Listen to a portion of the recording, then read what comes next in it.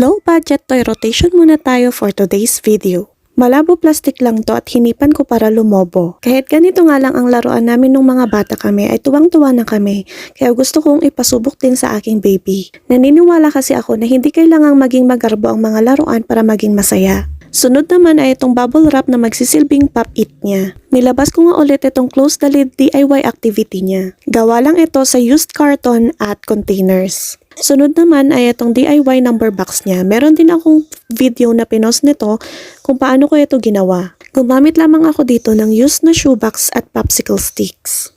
Next naman ay itong color match na wooden clips. Gumamit lamang ako dito ng used na carton at wooden clips. Itong panghuli ang labag talaga sa kalooban kong gawin. Ang kaso, every time binubuksan ko yung bigasan ay umiiyak siya dahil gusto niyang laruin yung bigas. Kaya ayan, napagawa tuloy ako ng sensory bin niya gamit ang bigas at magnetic letters. Yun lang muna, thank you for watching!